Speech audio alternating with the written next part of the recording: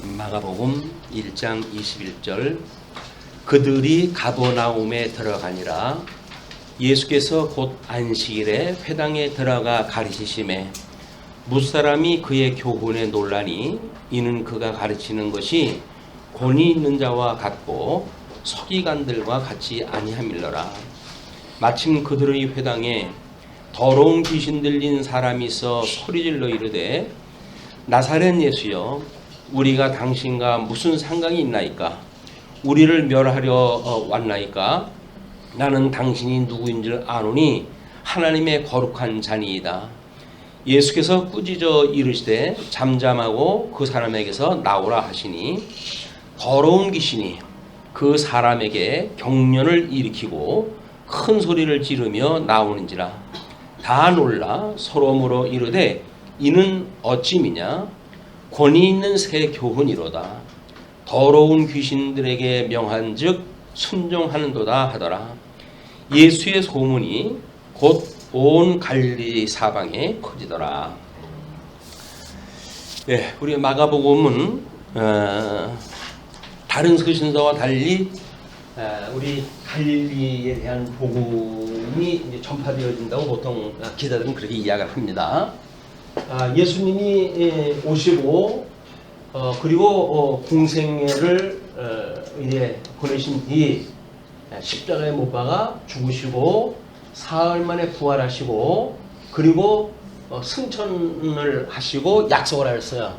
성령이 오시게 되면 너희에게 권능을 입고 우리 예루살렘과 온 유다와 사마리아와 땅까지 이런 나의 증인이 되리라 이렇게 약속이 되어지는데 예수님이 만약에 우리 이제 AD 30년에 공생애가 시작되었다고 한다면 돌아가신 것이 33년 약 3년간의 공생애를 마치고 돌아가셨고 그리고 승천하신 뒤에 성령이 오셨어요. 성령이 오셨던 그런 그 이후에 아닌 게 아니라 우리 예수님의 약속처럼 예루살렘, 온 유다, 사마리아, 땅끝까지 해가지고 지금 로마의 반도에까지 복음이 증거되어진 때입니다. 자 그러면 지금 이 로마의 복음이 증거되어졌을 때 그 상황은 뭐 전통적으로 하면 로마의 지역에서 지금 마가가 이제 기록을 했다고 봤을 때 이방인들이 주로 있겠죠. 그러나 성령을 가지고 예수를 그리스도라고 증거하는 그런 곳이기 때문에 여기는 많은 유대인들이 함께 신앙생활을 할 수밖에 없어요. 자, 이런 그 상황 속에는 늘 갈등이 있게 마련입니다. 그 갈등이 이제 있게 되어지고 이 갈등 중에 우리 이 마가는 지금 하나님의 그 나라와 그다음에 하나님의 의에 대한 걸 가지고 지금 현재 있는 역사를 설명하고 싶었던 거예요. 자, 왜냐하면 우리 이제 대요리 문답 48문에 그리스도께서 그의 지상 생활에서 어떻게 자기를 낮추셨는가? 그럼 이제 예수님의 비하의 신분이란 말이에요. 이 비하의 신분은 이 마가가 기록을 갖다 할 때보다는 훨씬 전의 이야기예요. 우리 이제 이거를 전하는 가운데 지금 54년에는 우리 대화재 사건이 있게 되어지고 70년에는 예루살렘 성전이 무너지는 이 이스라엘 백성들한테는 엄청난 그 일이 벌어지고 이 이방인들 자기네들이 그 거주하고 있는 로마에 큰 화재가 있어가지고 정치적으로 가지고 상당히 어려운 때입니다. 근데 보통은 이제 우리가 이 대화재가 있기 전 그래서 약 한 30년서부터 한 50년 사이에 이걸 기록을 갖다 했다. 이제 이렇게 이야기를 하는 거예요. 이 마가가 기록을 갖다 했을 때 그러니까는 대화재가 있기 전이고 사실은 네로가 집권을 갖다 하고 있었지만 네로가 집권을 갖다 할 때 초기 상태이기 때문에 별반 그렇게 기독교를 박해가 본격화가 되어지기 전입니다. 그런 때에 이 베드로가 이 복음을 로마에 가지고 이제 복음을 증거했는데, 또 뭐 우리 이제 그 개신교 쪽에서는 천주교가 조작을 갖다 해놓은 이야기다. 베드로가 로마에 간 적도 없고, 그래서 지금 로마의 교황청에 그 무덤이 있다고 하는 그거는 거짓말이다. 뭐 이런 그 이야기도 있고 그래요. 이제 그런 건 뭐 중요한 것이 아니고, 이때에 베드로의 통역관으로 해가지고 이 마가가 지금 이제 함께 동역을 갖다 했을 때거든요.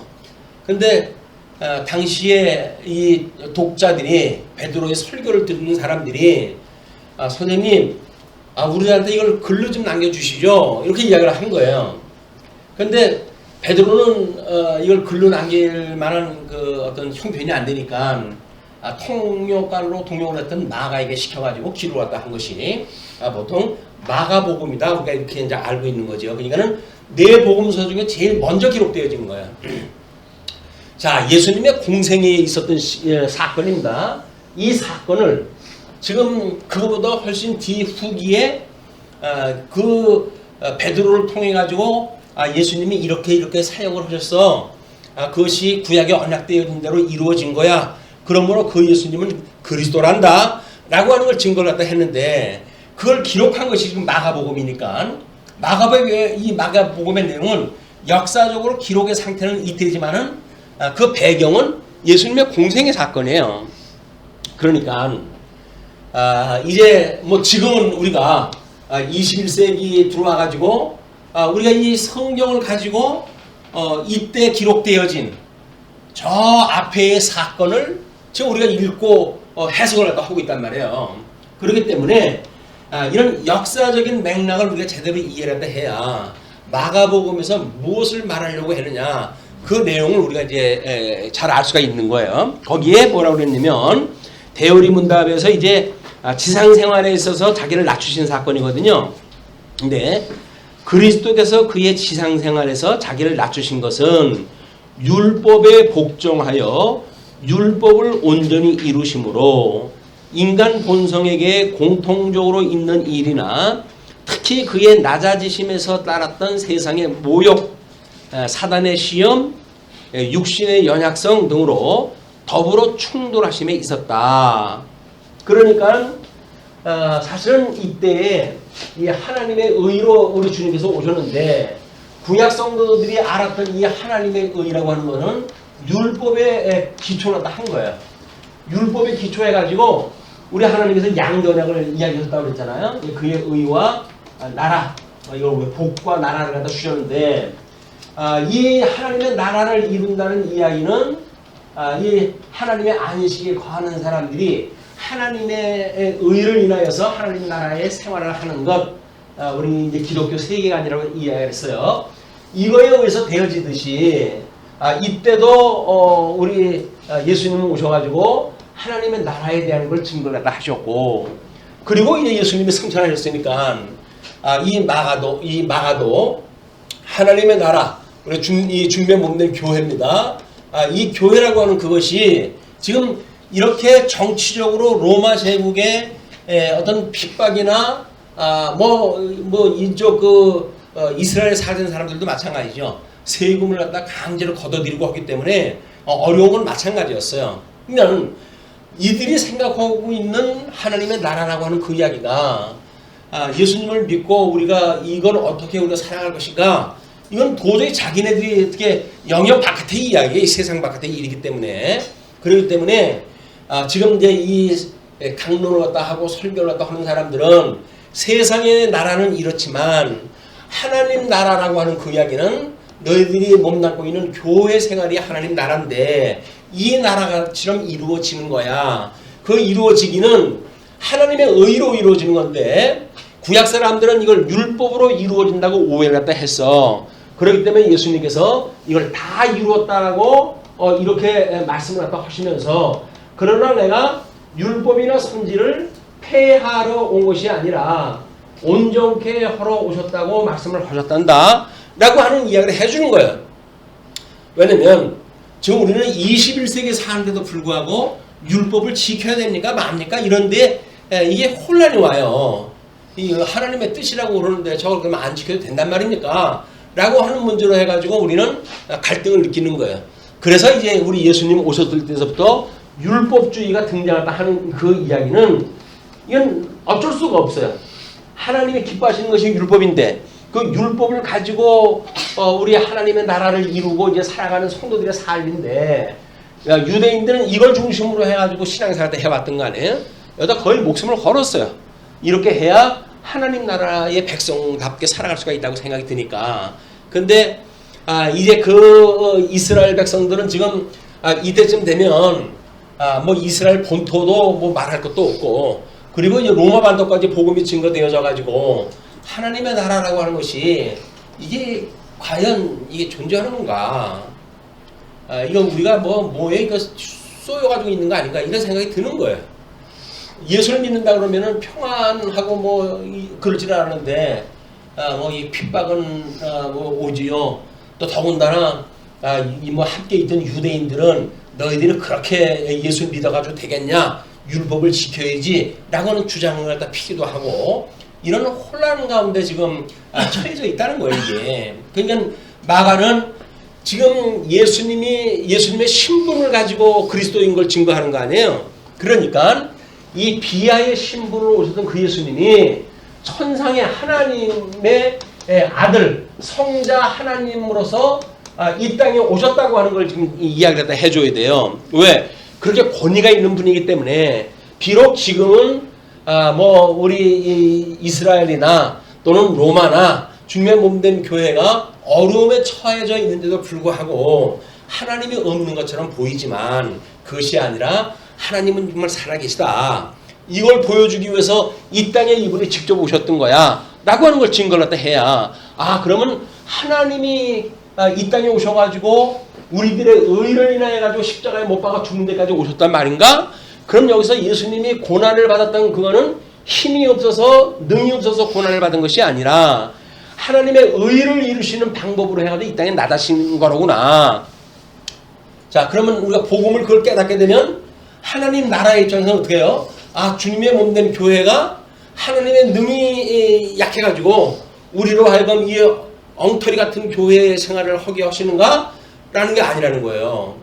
하나님의 의로 이분이 지금도 천상에서 대주제가 돼가지고 주님의 몸된 교회를 친히 온전케 하신다고 하는 대로 새 계명을 주셔가지고 그리고 주님의 몸된 교회를 온전케 하시는 일이 주님께서 하시는 일이에요. 주님께서 이걸 온전케 하신단 말이에요. 그러니까 머리 대신 예수님께서 지금 이 땅에 오셔서 다 이루었다라고 선언을 갖다 하시고 내가 너희들한테 새 계명을 주니까 너희들은 이 새 계명대로 살아야 돼. 이제 거기 성경 구절을 인용한 것이 내가 너희에게 새 계명을 주노니 내가 너희를 사랑한 것 같이 너희들도 피차 사랑해라 이렇게 이야기를 한 거예요. 그럼 온전케 되어진다는 이야기는 사랑의 완성이에요. 예수님이 세상을 이처럼 사랑해가지고 이 땅에 이렇게 나타지셔가지고 오신 것처럼 주님의 몸된 교회에서는 이 사랑을 이루는 방법은 철저하게 자기를 비워내는 방법이에요. 자기를 부인하는 방법이에요. 자기를 부인을 해야 사랑이 나오지. 자기가 세상에서 이 거짓말 세상에서 뭔가를 사랑을 꿈꾸고 의를 꿈꾸고 의로운 나라를 꿈긴다고 하는 이야기는 이루어질 수 없는 겁니다. 뭐 아침에 잠깐 뭐 이제 그 노조 이야기니 뭐 이런 이야기 잠깐 했는데 이 세상에서는 온전한 나라가 이루어질 수가 없어요. 이 땅에서는. 우리는 하나님 나라의 온전한 걸 바라보고 살아가는 사람들이기 때문에 여기서 온전한 것을 추구하기 위해 가지고 우리가 대물 갖다 한다고 한들 되는 게 아니에요. 이 세상으로부터 우리 주님께서 우리를 불러내신 거거든요. 우리 이 세상으로부터 우리를 불러내서 주님의 성도가 되게 해서 하나님 나라의 백성으로 살아게 하시는 것이 우리 이 주님의 몸된 교회이기 때문에 의협심을 가지고 뭐 정치에 뛰어들어가지고 뭐 기독교 정신을 어쩌고 저쩌고 전부 이거 불가능한 일들이에요. 요즘은 이제 점점 대세가 뭐냐면 얼마 전까지만 하더라도 주님의 몸된 교회는 종교와 정치가 분리되어져 있다 이렇게 가르쳤어요. 요즘에 와가지고는 이제는 모든 이 교회는 정치에 대하여 이제 직접적으로 개입을 해야 된다 라고 하는 걸로 추세가 바뀌어가고 있어요. 뭐 우리 이제 세속화되어지고 자유주의가 등장을 하고 그러기 때문에 우리 주님이 오셔가지고 한다고 하는 이 신령한 통치, 이는 신령한 통치가 아니라 이 사람들이 꿈꾸는 거는 세속적 통치에서 뭔가 인간들이 주님의 몸된 교회를 다니는 성도들이 이걸 이루어 나가야 된다는 이야기거든요. 그러면 우리가 이 신령한 통치가 무엇인지 감이 안 오면, 하나님의 의의가 무엇인지 감이 안 오면 하나님 나라가 무엇인지 착각을 하게 되어지고, 하나님 나라가 착각이 되어지게 되면 주님의 몸된 교회 생활을 착각할 수밖에 없는 거예요. 아니 뭐 진리가 뭐 선포가 되어지고 어두운 시대에 진리를 밝히는 교회라고 그러는데 교회가 뭐 그렇습니까?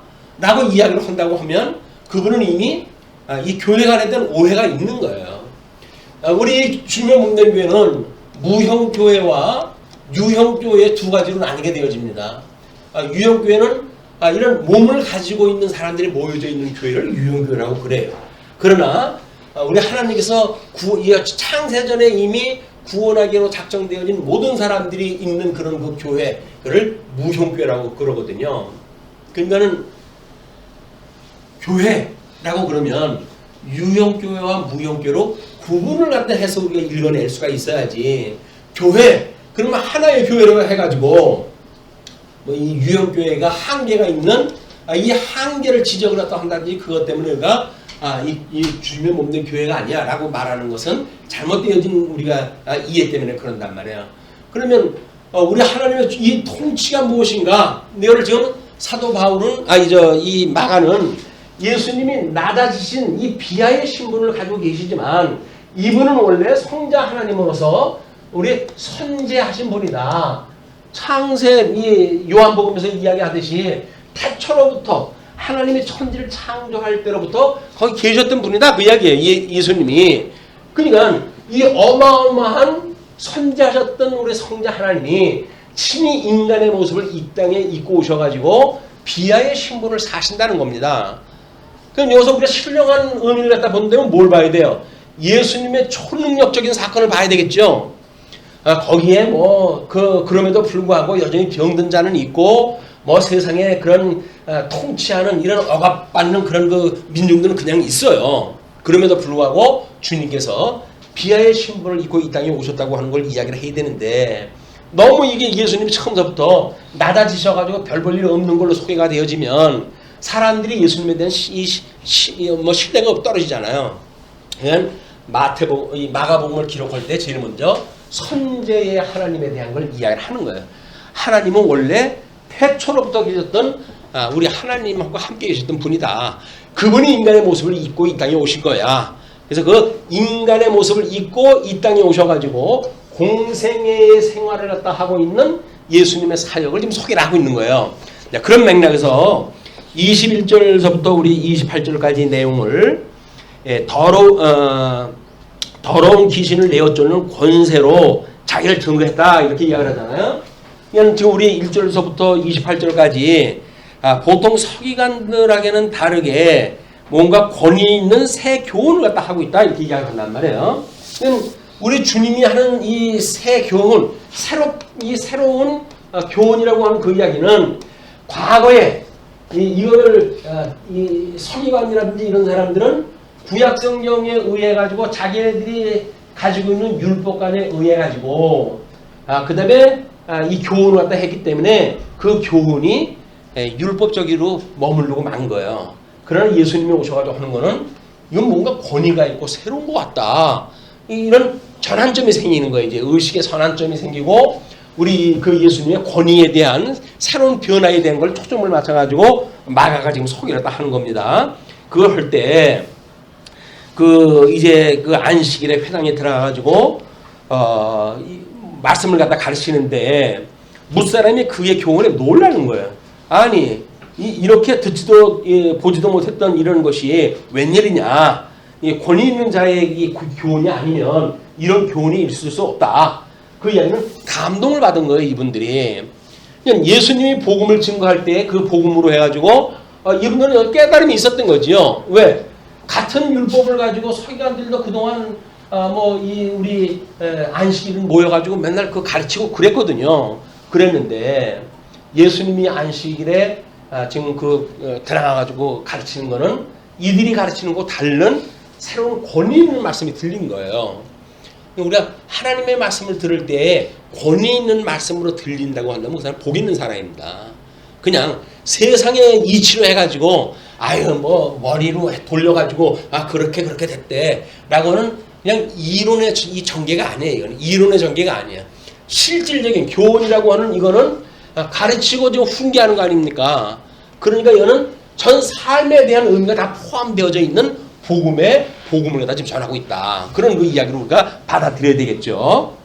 그러니까 그거를 이제 교훈으로만 해가지고 이제 훈계를 갖다 하고 가르치고 훈계를 갖다 했는데 우리 배우는 대로 우리 이거 어떤 배우는 공부만 있으면 안 되잖아요. 그럼 이것이 뭔가 실질적으로 눈에 보이는 걸 삶에 대한 문제가 나와야 되는데 예수님께서 그때 마침 회당에 더러운 귀신 들린 사람이 있어 소리질러 이르되 공관에서 지금 그 회당에서 예수님은 복음을 증거하고 있고 그런데 귀신 들린 사람이 먼저 소리를 질러요. 그러면서 나사렛 예수여 우리가 당신과 무슨 상관이 있나이까 우리를 멸하러 왔나이까 나는 당신이 누구인 줄 아노니 하나님의 거룩한 자니다. 지금 예수님의 복음을 증거하고 있는데 미친 사람이 지금 작동이 되어졌어요. 이제 그 광기가 작동이 되어졌고 그거는 사단이 지금 그 일을 다 하는 거 아니에요? 귀신이 들어가서 이제 그 일을 다 하는 일이기 때문에 그런 일이 벌어지고 있으니까 예수께서 꾸짖어 이르시되 잠잠하고 그 사람에게서 나오라! 라고 했어요. 예수님이 다른 이야기 안 했어요. 귀신한테 지금 하는 이야기, 귀신한테. 그 귀신, 요즘도 신비주의에 그런 기독교나 한다는 권사님들 이런 분들은 귀신이 붙어 있는 걸 본다고 그러는데, 그거 보면 불쌍한데 귀신을 좀 쫓아주지. 그 귀신 있는 것 같아 내버려두고 있을 수가 있어요? 그런 권능이 있다고 한다면. 근데 귀신이라고 하는 그 이야기가 지금 우리는 이 어두움의 권세 아니에요, 이게. 어두움의 권세. 이걸 우리 예수님의 공생을 갖다 했을 때 시험을 갖다 했던 그런 그 권세이기도 합니다. 그렇죠? 시험을 갖다 했던 권세이기도 해요.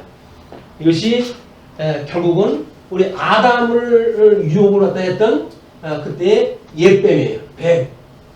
그래서 요한계시록에서는 옛뱀이요, 마귀요, 사단이라고 이야기를 하잖아요. 그러니까 어둠의 권세라는 이야기는 이 어둠의 주관자, 이 어둠이 주관을 갖다 하는 창조할 때 첫째 날 만들어 놓으신 이것이 어둠이 주관하는 세상이에요. 그렇기 때문에 우리가 이 땅에 태어났을 땐 다 어둠의 종으로 태어난 거예요. 사망의 자식으로 태어난 거예요, 우리가. 그런데 이 이성이 밝아지고 그러니까 사람들이 자기네 상대적으로 의의를 이야기하고 도덕을 이야기하고 그러면서 여기서 악이다 선이다 자기는 나눠놓고 있는데 하나님이 보시기에는 이 어둠에 속해져 있는 모든 사람들은 악한 사람들입니다. 그래서 우리 시인은 그렇게 고백을 하잖아요. 내가 죄 중에 잉태되어졌고 죄 중에 출생되었나이다 이렇게 하거든요. 그러니까 여기서 우리가 자연인으로 출생되어졌던 모든 사람들은 죄인으로 태어나는 거예요. 죄의 종으로 태어나는 거예요. 그러니까 하나님의 은혜를 깨닫게 되어지게 되면 이 죄의 권세로부터 사는 것이 너무 힘들어지는 거예요. 그걸 영적 기갈이라고 그래요. 영적으로 해가지고 내가 이렇게 종으로 통하는 거 내가 왜 이러고 살아야 돼? 왜 이 고생을 해야 되는 거야? 도대체 이 나라를 주관하는 저 인간들은 뭐야? 이렇게 해가지고 우리 아무리 해봤댔자 소용이 없잖아요. 그럼 내가 이러고 살아야 되는 거 맞아? 내가 어디서 왔다 지금 어디로 가는 거지?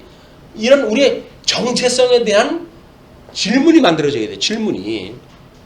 내가 지금 이 세상을 왜 살지? 하루 세 끼 먹으려고 사는 건가? 그렇지도 않은 것 같은데. 그럼 짐승과 같이 똑같이 그냥 낳고 그랬으니까 어차피 낳았으니까 짝짓기 하고 그리고 새끼나 낳고 그리고 또 목구멍이 포도청이라고 먹고 살아야 되고 하니까 동물처럼 같이 사는 건가? 근데 인간은 만물의 영장이라고 그러는데 우리가 그런 인간하고 동물하고 동일시될 수는 없잖아. 차별화가 되는데 뭐 차별화할 수 있는 뭐 가치가 있어야 될 거 아닙니까 여기서. 가치가 느껴지질 않는 거예요. 그거는 지금 21세기를 사는 우리나 마가가 이 기록을 갖다 했을 때 이때 로마에 있었던 사람들도 마찬가지죠. 도대체 우리의 존재의 이유가 뭐냐? 우리가 왜 이러고 살아야 되냐? 세상에 산다고 하는 그 나라라고 하는 건 도대체 뭐고, 로마 제국은 자기네들이 온 일대를 갖다 장악을 하는 제국으로 지금 등장이 되어졌지만, 근데도 불구하고 여전히 우리는 뭐 대체적으로 여기 오는 이방인들은 전부 종으로 사는 사람들 아니니까. 그러니까 도대체 우리의 이 존재가 뭐냐라고 하는 자기의 질문이 있는 거예요. 자기 질문이. 자기 인생의 질문이 없으면 답이 없습니다. 고민도 없어. 하루 세 끼만 먹었으면 됐지. 뭐 고민을 갖다 하냐. 그냥 네 마음 오는 대로 살아. 요즘 21세기 철학이 우리한테 속삭이는 이 거짓말들이에요. 인간은 하나님이 어딨냐.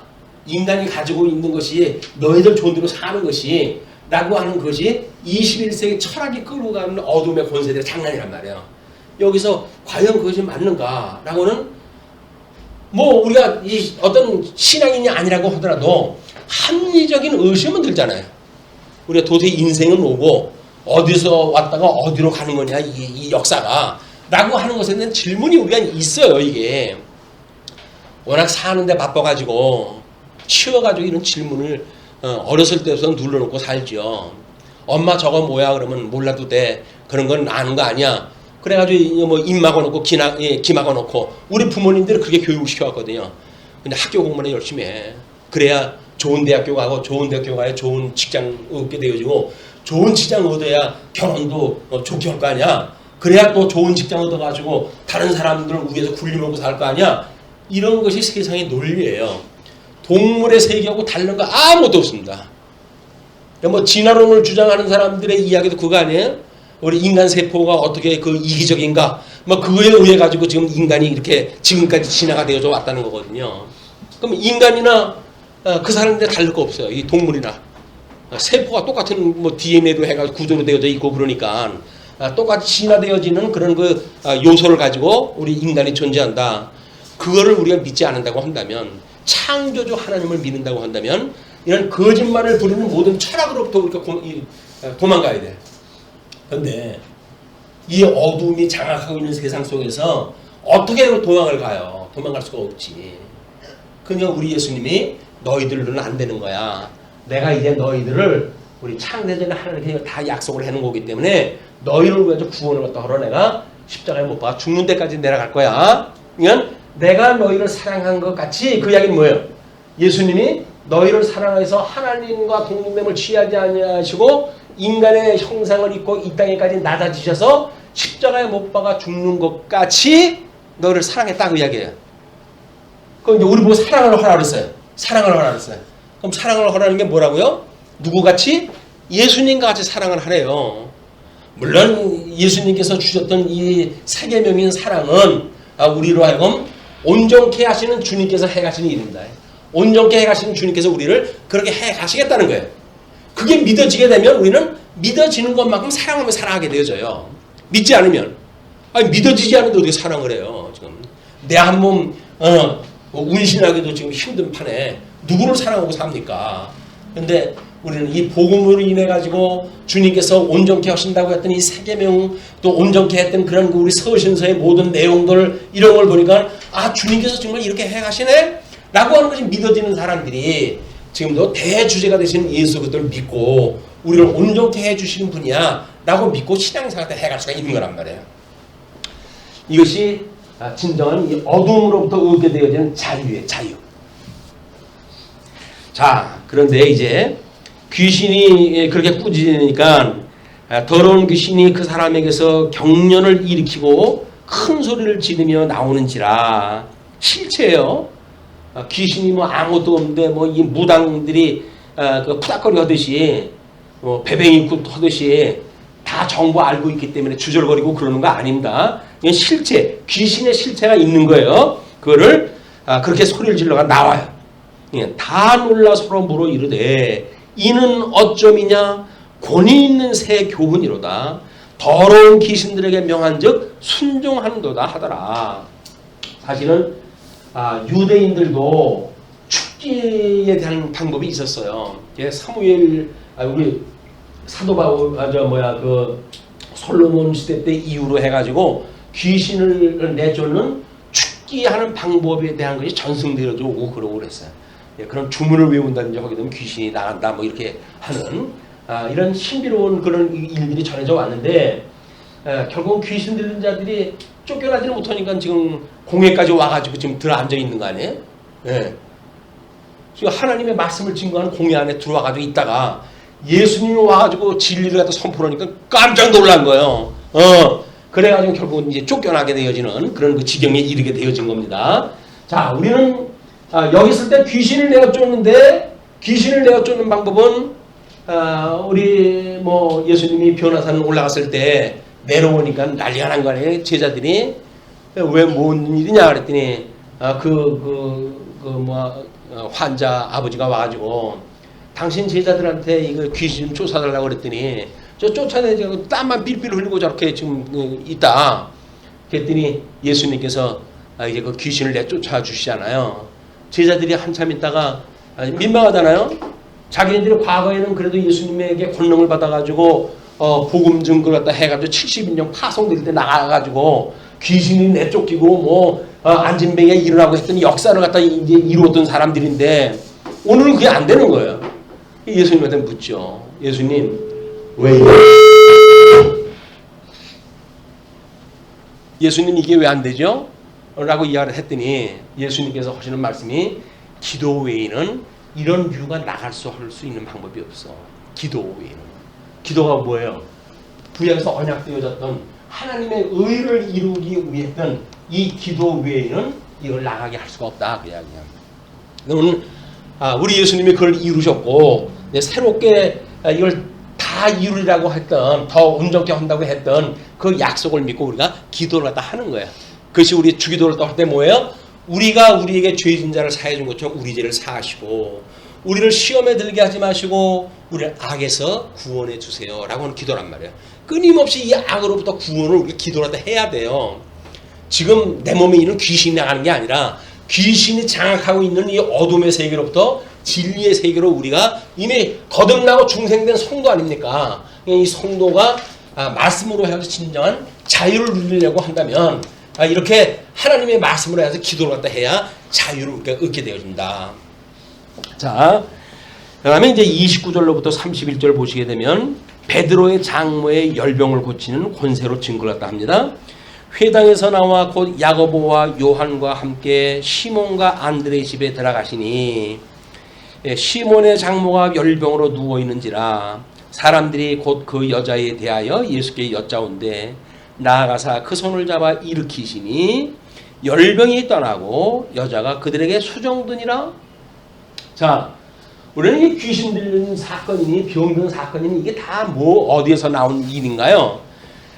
우리 신명기의 약속을 보시게 되면 신명기에서 우리들한테 이야기했던 것이 그 우리 주보 가운데에 조금 길게 주석을 붙여놓은 데가 있어요. 신명기 28장 59절만 따로 띄어서 했는데 여호와께서 내 재앙과 내 자손의 재앙을 극렬하게 하시리니 그 재앙이 크고 오래고 그 질병이 중하고 오래일 것이라.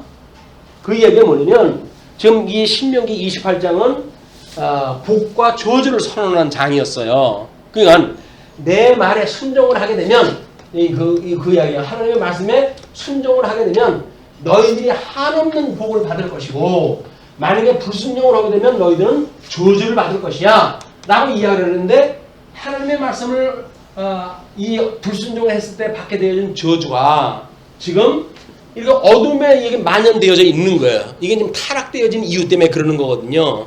이 타락되어졌기 때문에 이스라엘 백성들한테 전쟁, 기근 또는 질병, 온역이라고 이렇게 나누는데 그 세 가지가 자손 언약, 땅 언약, 통치 언약에 대한 저주의 저주들 다 이게. 그걸 지금 보여주는 사건이에요. 그러니까 우리는 베드로의 장모의 병을 고쳐줬대 라고 하는데 포커스가 맞춰지는데 지금 그 장모는 왜 열병이 들은 거예요?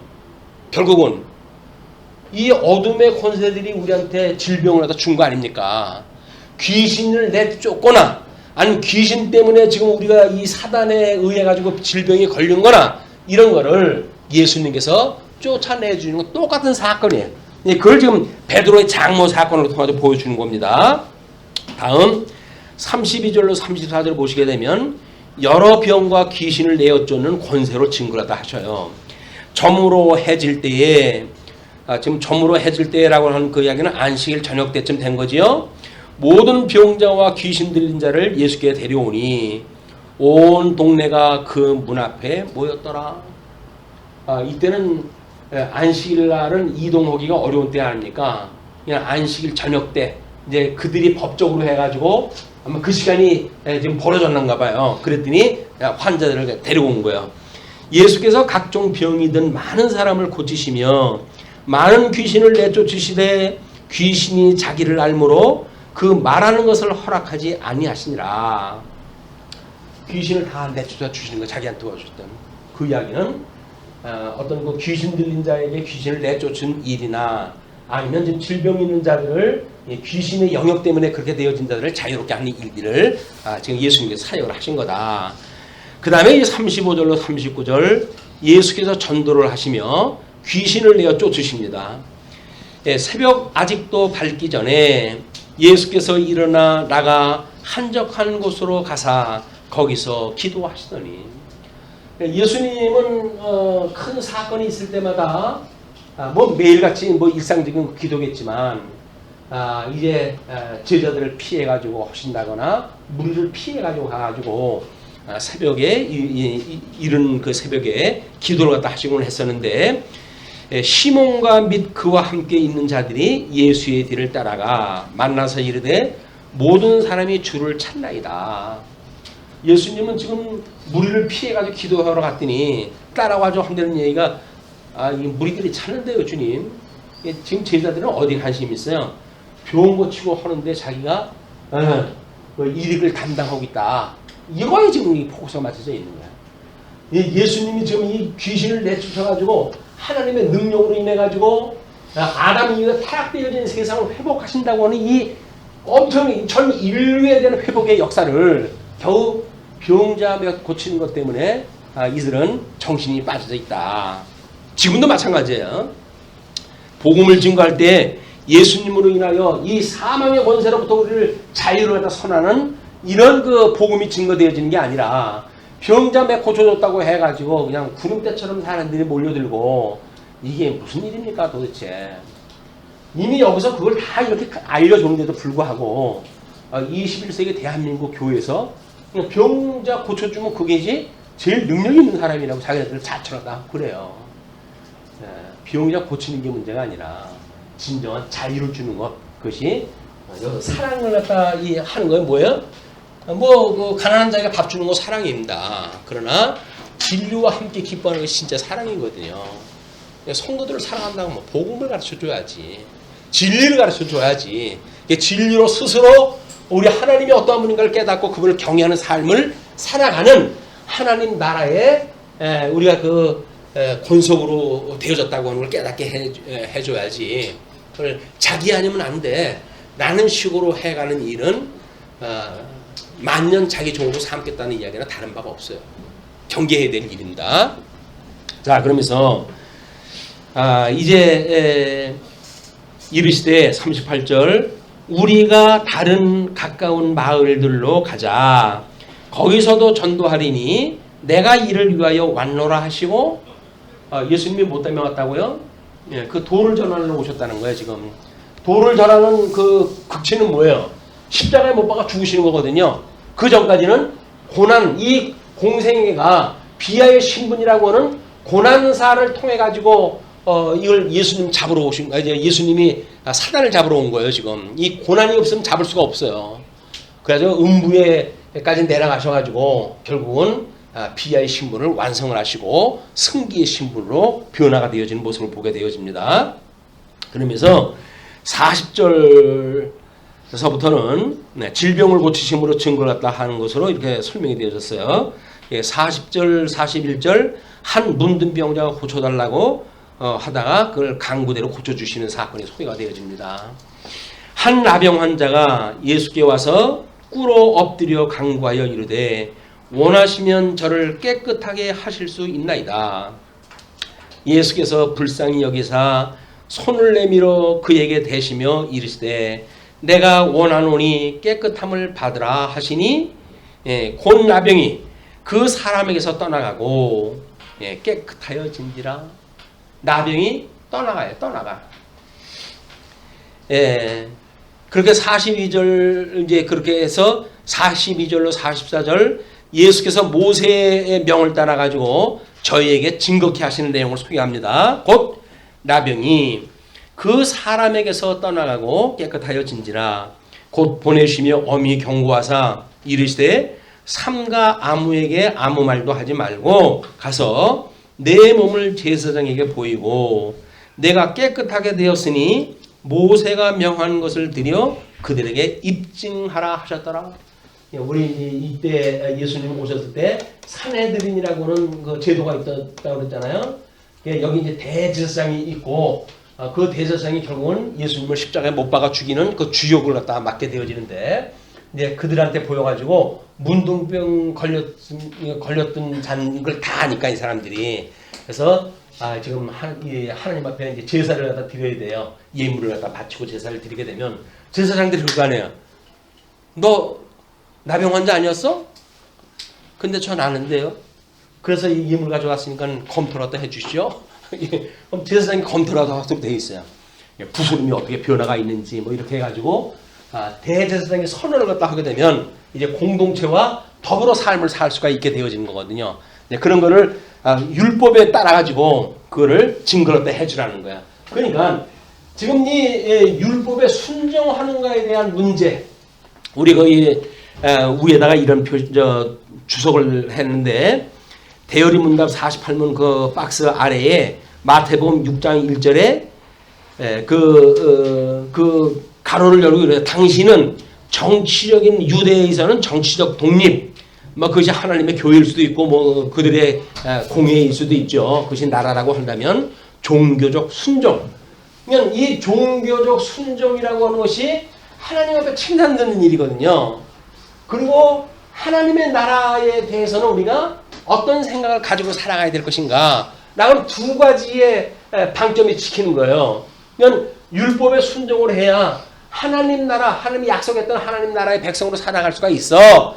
우리 열조에게 아브라함에게 하나님께서 이 나라를 약속을 했거든. 그냥 이 나라를 우리가 누리고 살려고 한다면 율법을 지켜야 되는 거야. 라고는 형식이 있었어요. 그 등식이. 그러면 그 이런 율법과 하나님의 나라, 이 율법이 의라고 그랬잖아요. 과거에 모형적으로 보여줬던 의라고 그랬으니까 의와 나라라고 하는 것이 구약성경 자체의 주제였어요. 근데 그거를 예수님께서 다 이루셔야 되니까 그걸 이루시기 위해 가지고 이렇게 이야기를 하신 거예요. 율법주의를 경계하실 때 사람에게 보이려고 그들 앞에서 너희 의를 행하지 않도록 주의하라. 그리하지 아니하면 하늘에 계신 너희 아버지께 상을 받지 못하느니라. 뭐를 행하지 않도록? 너의 의. 하나님의 의가 되어야 되는데 피조물인 인간의 의를 주장하는 것은 이게 전부 불의한 인간들이 의를 이룰 수가 없는 거거든요.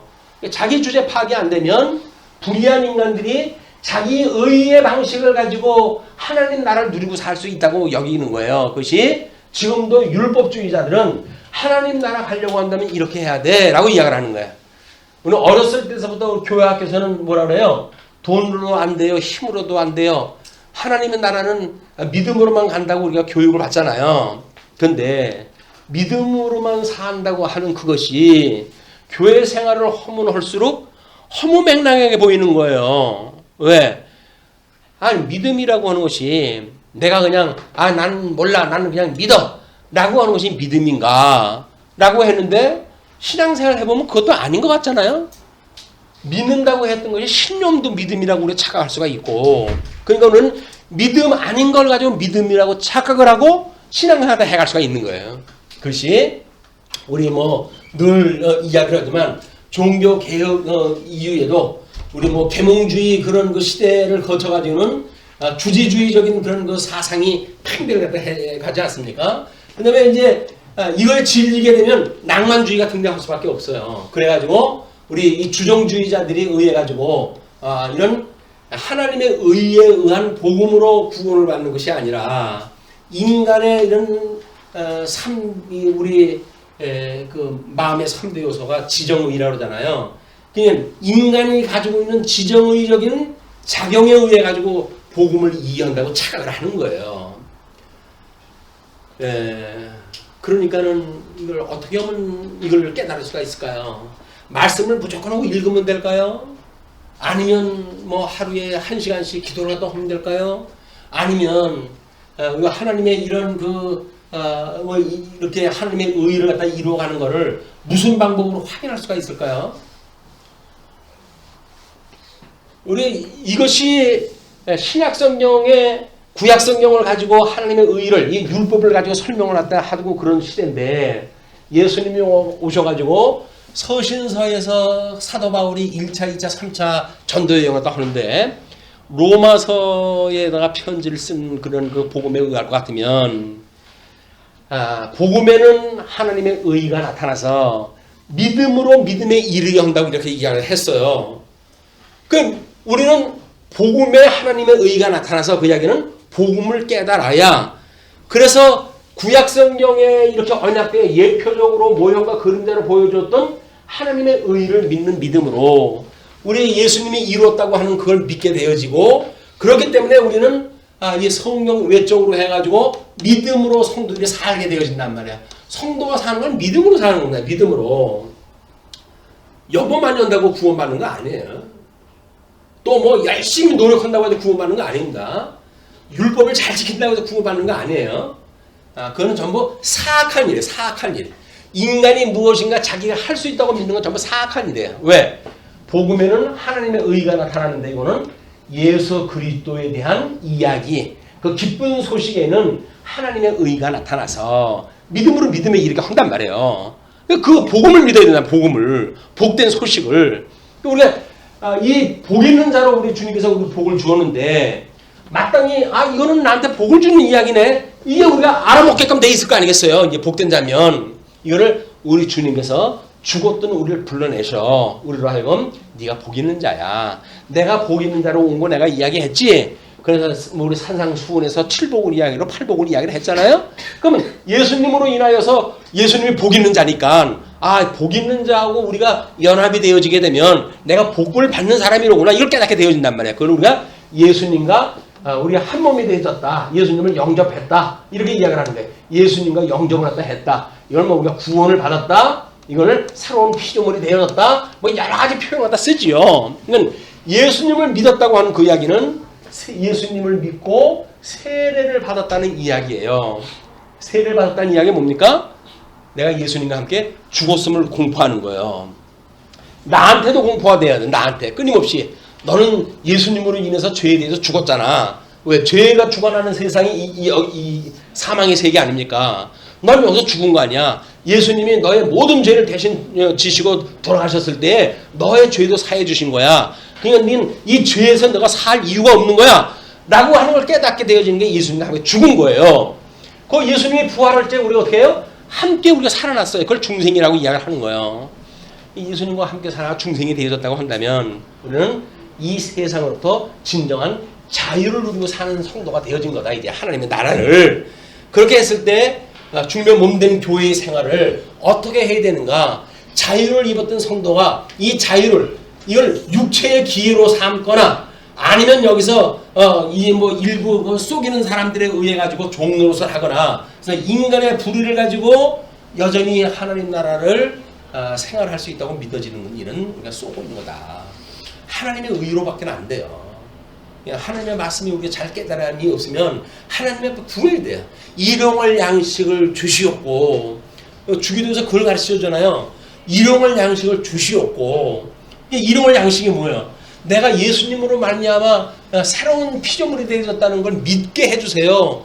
언젠가 내가 세례를 받을 땐 믿겠다고 이야기를 했는데 시간이 가면서 자꾸 퇴색이 되어져 가지고 요즘 와서 보면 내가 믿는 거지 안 믿는 거지 나도 모르겠어요 라고는 착각이 들어요.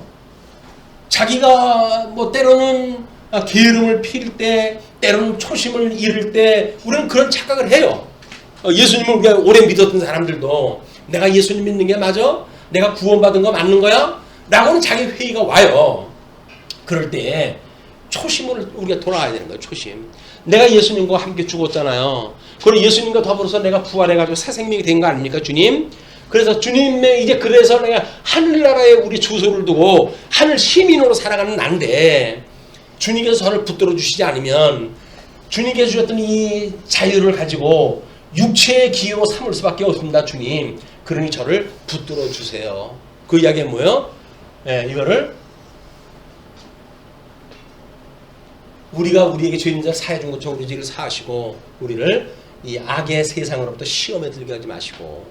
여기서 우리 시험 당하는 무슨 시험 당해요? 뭔 시험 당해요? 예수님이 시험 당할 때 뭐 시험 당했어요? 마찬가지 지금도 내 말 들으면 안 잡아먹지. 마귀가 우리한테 그렇게 이야기를 한다니까요. 뭐 빵덩어리 하나 줘가면서 내 말 들으면 빵 줄게. 그 이야기예요. 그 어떻게 목구멍이 포도청이나 먹어야 사니까. 그래서 줄레줄레 그래야 산다고 우리 착각을 한다니까요.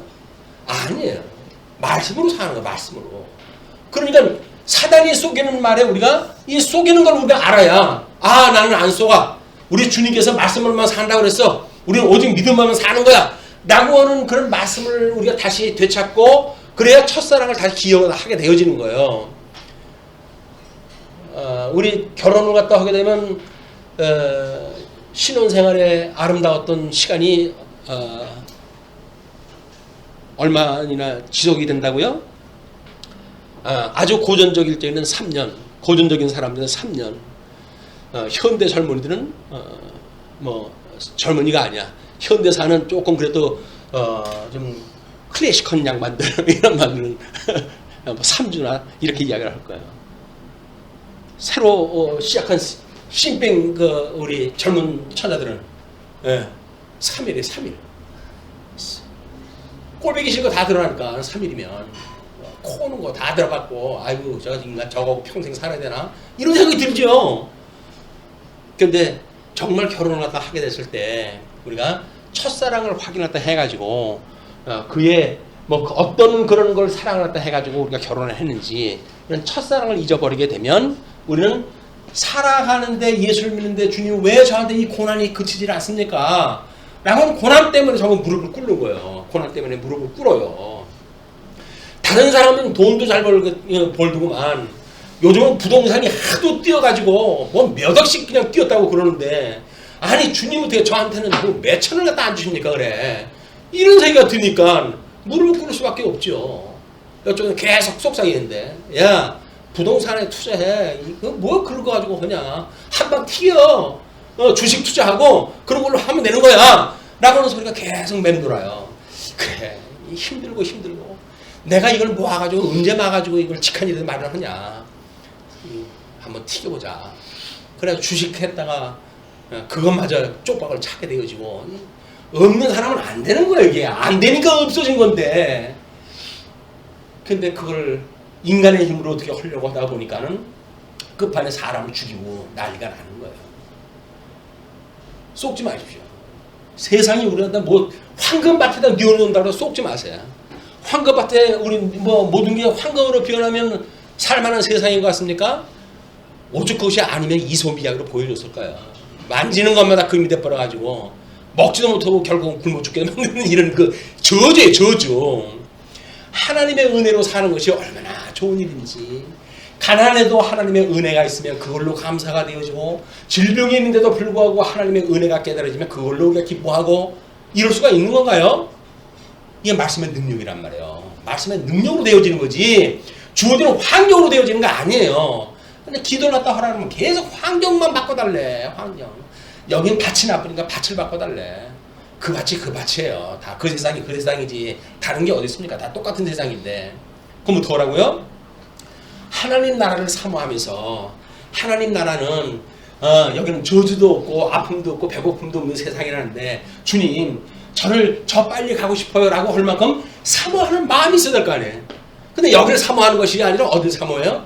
아이 개똥밭에 굴러도 그래도 여기가 낫지 무슨 소리야. 여기를 사모하니까 사모하는 그림을 갖다 그려놓고 그걸 또 그거대로 구하면 준대 또. 기도를 또 할 때 그리라는 거야. 머리에다 자꾸 그려가지고 뭘 구할 건지 그걸 구해가지고 그 그림을 구해라. 이런 말도 안 되는 이야기를 듣고 우리 신앙생활 합니다. 아니에요. 아닙니다. 우리는 여기 걸 구하는 것이 아니라 이 신령한 세계의 걸 구하는 거예요. 신령한 세계의 거.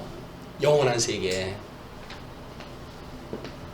자, 그런 뒤에 이제 그렇게 하니까 예수님께서 병을 갖다 고쳐주시고 그렇게 가서 증거를 하라고 그랬죠. 그러나 45절 그 사람이 나가서 이 일을 많이 전파하여 널리 퍼지게 하니 그러므로 예수께서 다시는 드러나게 동네에 들어가지 못하시고 오직 바깥 한적한 곳에 계셨으나 사방에서 사람들이 그에게로 나오니라. 예수님은 이제 12명의 제자를 부르셨고 70인 제자의 파송을 했다고 기록이 되어져 있고 그런 걸로 보아가지고는 주님이 이루시는 것은 십자가에 못 박아 죽으시고 부활하심으로 해서 구약의 언약되어짐을 다 이루시는 거예요. 이것이 우리 역사서에서 이야기했던 것처럼 창건, 분국, 유수, 회복이라고 하는 걸로 이게 다 완성이 되어지고 그다음에 예수님이 새롭게 약속하신 대로 하나님 나라가 이게 완성이 되어져야 되기 때문에 그거는 주님의 머리로 완성되어졌던 것이 몸으로 이 몸된 교회를 통해서 이것이 완성되어지는 거예요. 교회 이 교회에 있는 성도들한테 성령이 오시게 되면 너희 증인이 되어질 거야. 복음을 증거해서 생육하고 번성하라고 했던 대로 복음으로 인해 가지고 새 생명이 얻는 이런 번성하는 역사, 신령한 영적으로 해가지고 번성하는 역사가 있게 되어지고 땅 끝까지 이르러 나의 증인이 되라고 했지. 이제 땅을 정복하라고 그랬지. 그 약속대로 해서 땅을 정복해라고 했던 대로 해서 우리가 복음을 증거해가지고 2000년이 지난 오늘날 지금 대한민국에 이 꽃이 피고 있는 거예요. 이 복음의 꽃이. 그리고 모든 거 다스리라고 이야기를 했는데 예수 그리스도 대주제가 되신 그 예수 그리스도를 인하여서 그의 통치력으로 인한 어린 양 권세로 인해서 너희들이 그 통치를 이루고 살아가 그 이야기예요. 여기서 무슨 통치로 살아가라고요? 어린 양 통치로 온유한 마음으로 하라는 이야기예요. 인간의 혈기 가지고 싸워가지고 이루어지는 게 아니에요. 여기서 이루어지는 거는 어린 양 것을 믿는 믿음으로 되어지는 거야. 왜? 하나님이 하신다고 하는 게 믿으니까. 믿어지니까 그렇게 미련한 방법으로 하는 거예요. 그래서 십자가의 도를 미련한 것이라고 이렇게 설명을 하는 겁니다. 세상에 이치까지 믿어질 수가 없어요. 악다구를 갖다 해도 못할 텐데 여기서 그냥 어린 양의 그런 모습으로 이기라고요? 원수가 배고프면 먹을 걸 주고 목이 말라면 마실 걸 주라고요? 그럼 되겠어요? 원수 아닌데도 불구하고 밟아야 되는데. 주님의 몸된 교회에 살아가는 사람은 그렇지가 않습니다. 원수가 주림은 먹을 걸 주래요. 또 목이 말라하면 마실 걸 주래요. 그래요. 왜? 그렇게 하면 하나님께서 그들의 머리 위에 숯불을 피는 것이니까 그것이 하나님의 이 권세에 의해서 이 판결이 떨어지는 거예요. 판결. 너는 내가 사랑하는 자한테 그렇게 애매한 고난을 갖다 주었지만 그가 너한테 어린 양 권세로 해서 너희를 대접했지. 그러므로 저의 너희들에게 대접한 건 내가 빚 갚아줄 거야 내가. 그리고 너희들은 그를 갖다 괴롭힌 것만큼 너희들은 이제 저 바깥에서 일을 갈미 있을 거야 라고 이야기를 하는 거예요. 심판의 역사. 우리가 원수를 위해 살아가는 일은 결국은 심판의 권세예요. 권세. 그걸 손해본다고 생각하십니까? 절대 손해 아니에요. 우리한테 해코지하는 사람한테 그냥 허허 웃으세요. 예수 믿으세요. 예수 믿으세요. 예수 믿어야 해결됩니다 라고 복음을 증거해야지. 그래서 쓸데없이 갑론을박해가지고 경우를 따지고 이치를 따지고 아무런 의미가 없습니다. 어린 양 권세의 마음, 온유한 예수의 마음을 닮아가는 이런 성도가 되어져서 험악한 세상, 어두운 세상에도 불구하고 우리가 하나님 앞에 행복을 누리고 살아갈 수 있는 성도들의 삶이 되었으면 좋겠습니다. 네, 기도하시죠.